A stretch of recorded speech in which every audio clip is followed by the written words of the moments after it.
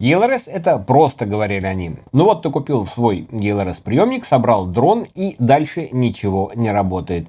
Приемник не подключается к аппаратуре или же подключается, но в Betaflight нет никакой реакции на движение стиков. Знакомая ситуация? Если да, то это видео для тебя. Всем привет!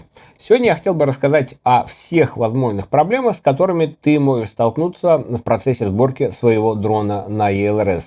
Поговорим и о ситуации, когда просто не получается забинтить аппаратуру с приемником, и о ситуациях, когда бинт вроде бы есть, а Betaflight никак не реагирует на движение стиков на аппаратуре.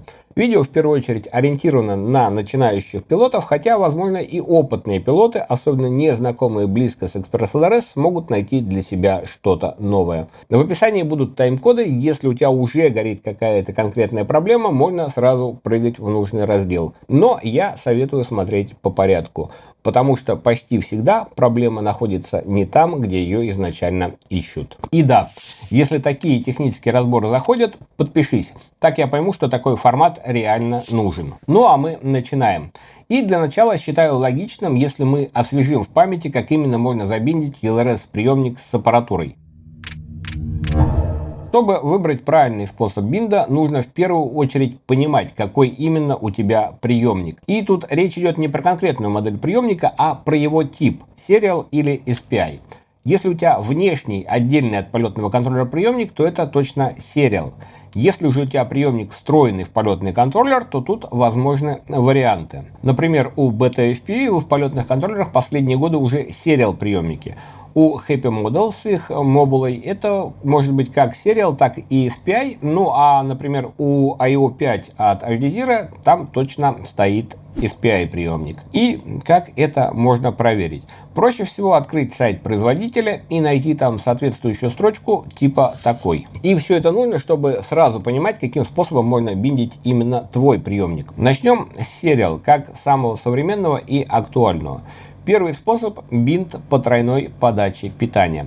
Дважды подключаем и отключаем питание приемника с паузами не более 2 секунд, а на третий раз подключаем питание и оставляем его включенным. Светодиод на приемнике должен начать мигать парными вспышками, сигнализируя нам о том, что он перешел в режим бинда. Второй способ. Если приемник правильно подключен к полетному контроллеру и настроен, а если нет, то как правильно я покажу чуть дальше, то можно в Betaflight на вкладке «Receiver» нажать кнопку «Bind». И да, если кнопки нет, то стоит обновить Betaflight. И приемник точно так же должен будет начать мигать парными вспышками, показывая, что он готов к бинду. Третий способ. Можно подождать некоторое время, по умолчанию на всех приемниках, по-моему, 60 секунд, пока приемник не начнет мигать быстро, показывая нам, что он перешел в режим Wi-Fi. Затем подключиться к его сети, перейти на адрес 10.0.0.1 и в самом низу основной страницы нажать на Reset All Model Settings to Defaults Includes Binding. И приемник перезагрузится, точно так же, как и в первых двух вариантах, тоже начнет мигать парными вспышками. В этих случаях тебе достаточно после этого просто зайти в своей аппаратуре в скрипт ExpressLRS и выбрать там пункт Bind. Через несколько секунд приемник должен будет перестать мигать, и его светодиод должен будет загореться постоянно. И все это ты можешь сделать, не задавая или не зная, не помню свою бинд-фразу. Кстати, что же такое это ваша постоянно встречающаяся в контексте ExpressLRS бинд-фраза?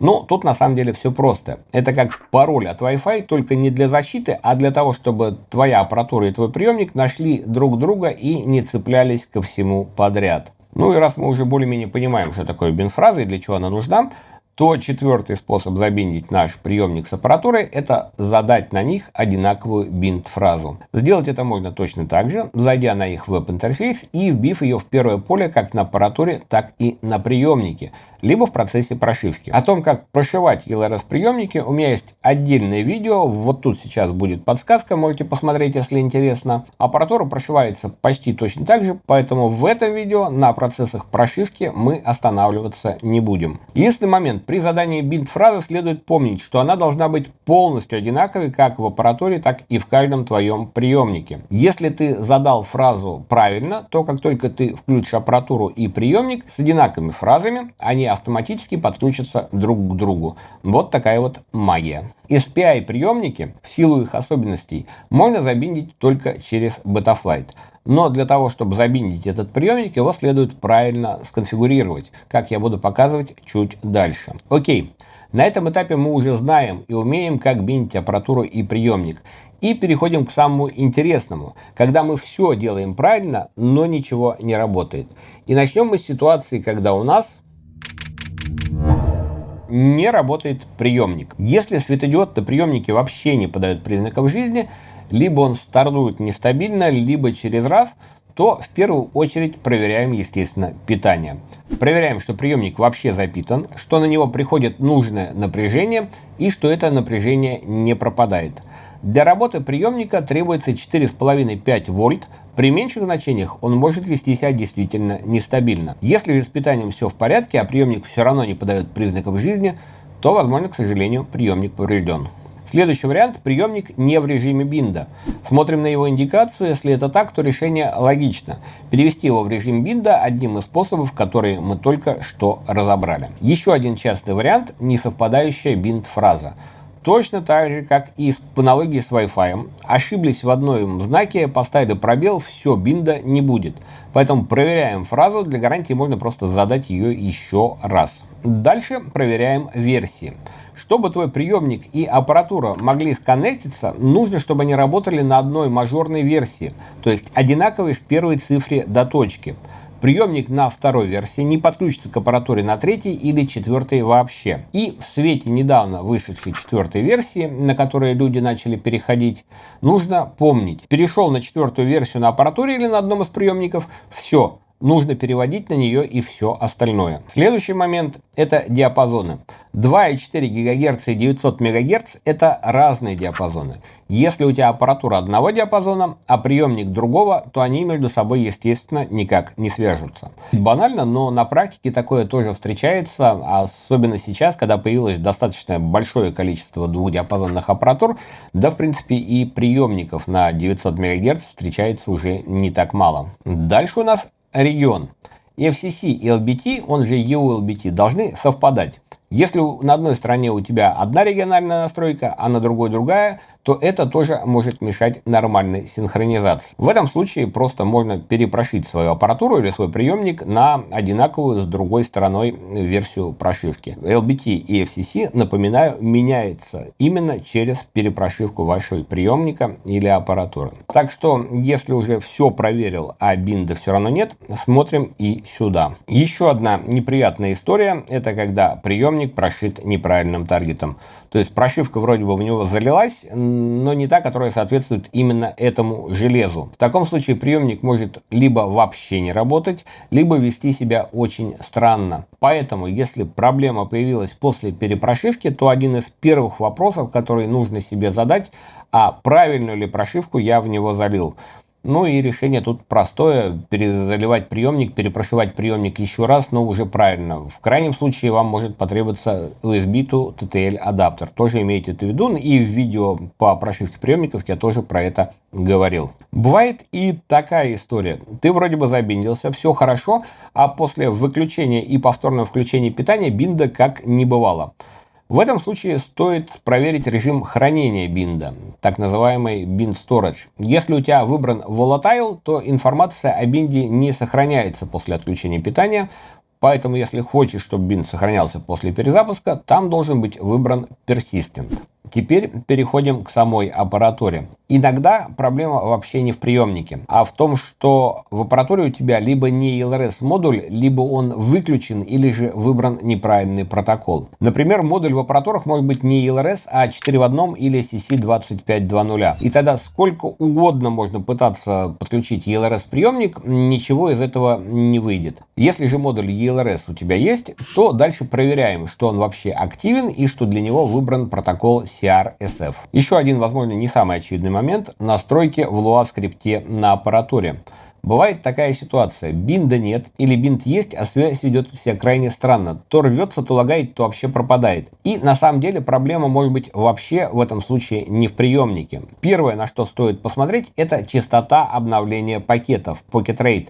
Если ты погнался за цифрами и поставил, например, 1000 Гц не на самом свежем железе, которое это просто не вывозит, то получишь либо лаги, либо нестабильную связь, либо полное отсутствие управления. На практике 250-500 Гц это тот самый баланс, который стабильно работает почти везде. Если ты попал в подобную ситуацию, то можешь для начала выставить Pocket Rate в 50 Гц и проверить бинт. Если забиндилось, то дальше можно уже пробовать его поднимать до обычных 250-500 безо всяких букв и дополнительных обозначений. И второй момент. Режим Gemini. Очень частая история, особенно для тех, кто только что купил GX12, где он стоит по умолчанию. Если у тебя обычный приемник с одной антенной, а в настройках передатчика включен Gemini, связь может работать крайне нестабильно, потому что этот режим рассчитан на такие же Gemini приемники. Так что если у тебя нет Gemini приемник, просто убедись, что выбран режим Switch. Об этом я, кстати, говорил в обзоре на GX12, вот здесь тоже будет подсказка, тоже можете посмотреть. И еще отдельная группа симптомов, когда светодиод на приемнике постоянно горит, хотя связи на самом деле нет. Что это может быть? Ну, это может быть кнопка Boot, которая зажата или прижата термоусадкой, или просто повреждена, например, во время съемки B7000. Решение тут, как обычно, простое. Снимаем термоусадку, ну а в случае повреждения кнопки мы просто ее выпаиваем. Например, bootpad может быть замкнут на ground. То же самое, все очень просто. Отпаиваем то, что мы, скорее всего, сами напаяли для прошивки через тот же TTL адаптер. UART полетного контроллера тянет RX-пад в low, из-за чего приемник уходит в bootloader. Такое встречается на некоторых полетных контроллерах, например, от того же iFlight. Решение: переносим приемник на другой UART. Ну и еще один вариант, это когда при прошивке через Wi-Fi ты, например, отключил питание слишком рано, не дождавшись полной загрузки прошивки и мигание лампочки, как там пишут, поэтому ты просто в этот момент словил soft brick. Решение тут простое: перепрошиваем приемник и еще раз. Ну, то есть, если LED ведет себя странно, особенно если он горит постоянно и при этом нет связи и бинда у нас нет, то стоит смотреть не только в настройки, но и на само железо физически. И еще одна часто встречающаяся проблема, вводящая людей в ступор.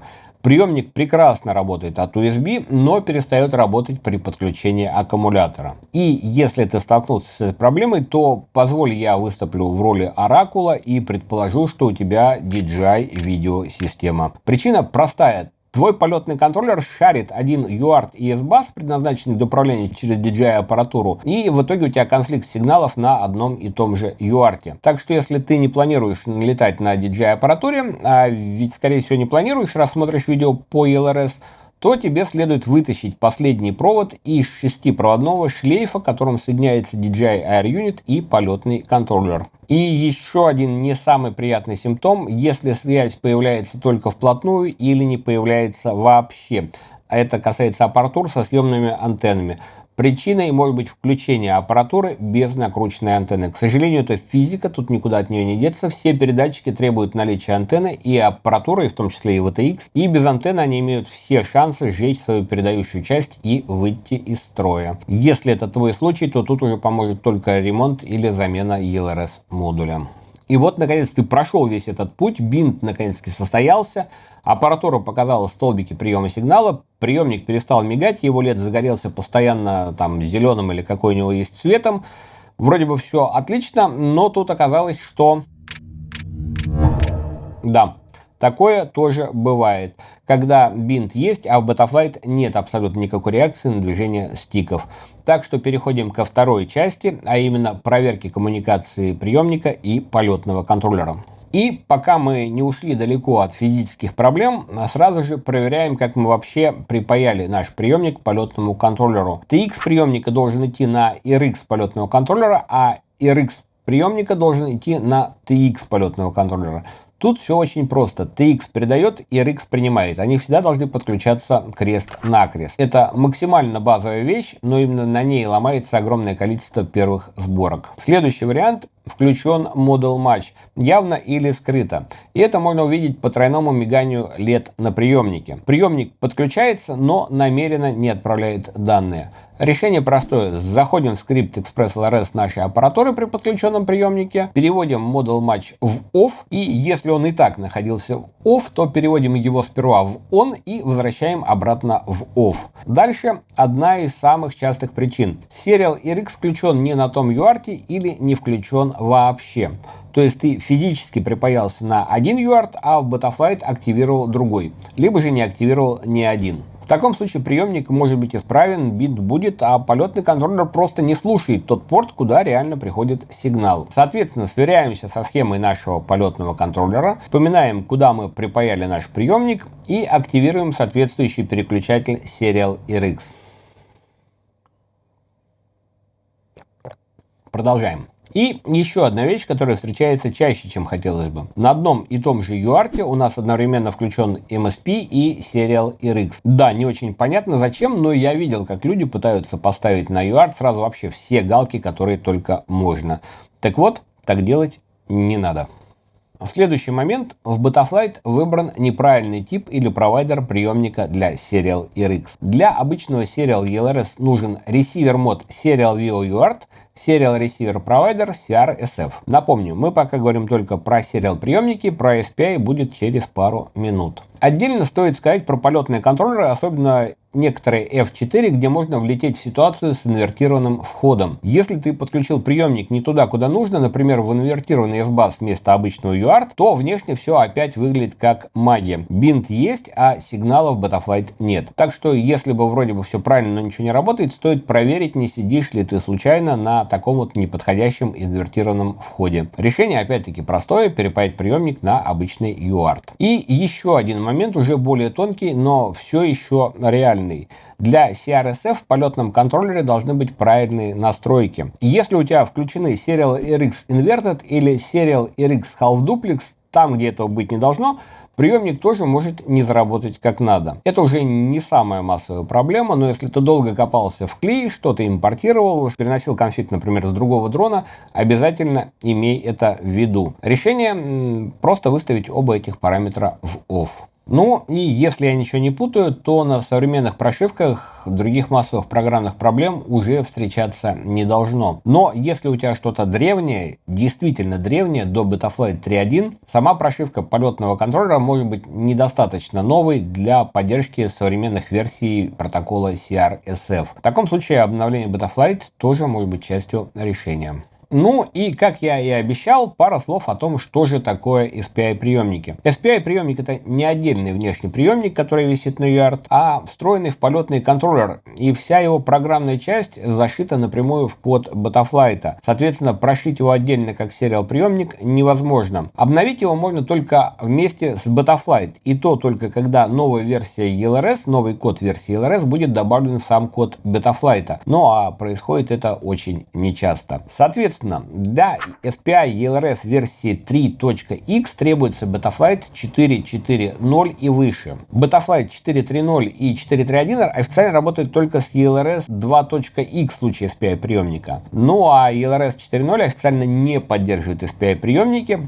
поэтому если ты хочешь использовать четвертую версию ELRS и при этом пользоваться SPI приемниками, тебе потребуется прошить нестандартную сборку Betaflight. Но как и что именно следует сделать, в рамках данного видео я рассматривать не буду. Поэтому, если твой дрон на прошивке Betaflight 4.3.0, а аппаратура на ELRS версии 3.x, то бинда не случится по той же причине, о которой я говорил ранее – несовпадение мажорных версий. Так что в этом случае либо прошивать дрон, либо откатывать прошивку на аппаратуре. Ну и как забиндить SPI приемник? На современных версиях Betaflight конфигуратора, начиная от 10.9.0, если я правильно помню, для SPI приемников бинд-фразу можно задать прямо во вкладке Receiver. Там же можно нажать на ту же самую кнопку Bind для перехода приемника в соответствующий режим. И на этом все. Ни тройного питания, ни Wi-Fi для SPI приемников не предусмотрено. Ну и, кстати, соответственно, настройки на вкладке Receiver для SPI приемников у нас отличаются. В Receiver Tab следует выставить Receiver мод SPI RX SPI Bus Receiver Provider Express LRS. Ну и, наверное, по SPI приемникам мне больше уже, наверное, отдельно сказать нечего. Давайте немножко как-то суммаризируем все это видео, потому что я тут где-то чистил, где-то спешил. В общем, если коротко, то вся диагностика проблем с ELRS довольно простая. Сначала проверяем, есть ли вообще бинт между аппаратурой и приемником. Ну а бинт между аппаратурой и приемником будет в любом случае, если на приемник подано питание. То есть нам совершенно не важно, подключен он куда-то там к полетному контроллеру или еще куда-то. Достаточно двух проводов, плюса и минуса, подключенному к приемнику, чтобы его уже можно было забиндить с аппаратурой. И если у нас бинда нет, разбираемся с питанием, версиями, диапазонами, регионом, таргетами, настройками аппаратуры и вот этими всеми сопутствующими вещами. Если бинт есть, то в Betaflight тишина, идем в подключение приемника к полетному контроллеру, смотрим UART, настройки ресивера, Model Match, конфигурацию CRSF и все остальные вот эти подобные вещи. Ну а если у тебя SPI приемник, то сразу удерживаем в голове, что это отдельный сценарий со своей логикой настройки и своей зависимостью от версии именно Betaflight. И такой момент, главное не пытаться чинить все сразу. Если ты вообще не понимаешь, что происходит, начни след. ELRS приемник всеми доступными способами пытается тебе сообщить о своем состоянии и что с ним не так. Ну а поскольку способов для этого у него не так много, он использует свой LED. И на сайте Express LRS есть таблица, где приведены все варианты мигания светодиода и расшифровка, что они обозначают. Очень рекомендую в случае проблем в первую очередь свериться с ней. Ссылку на нее я, естественно, оставлю в описании. Ну и надеюсь, что это видео поможет вам сэкономить кучу времени, нервов и избавит от бессмысленных перепрошивок всего подряд. Кстати, если у вас были какие-то особо нестандартные проблемы с Express LRS, о которых я не упомянул, обязательно напишите о них в комментариях. Думаю, это будет полезно не только мне, но и всем, кто будет читать комментарии после вас. Ну а на этом у меня все. Спасибо, что досмотрели до конца. Если было полезно, ставьте лайк, пишите комментарий и обязательно подпишитесь на канал. Всем счастливо и всем пока.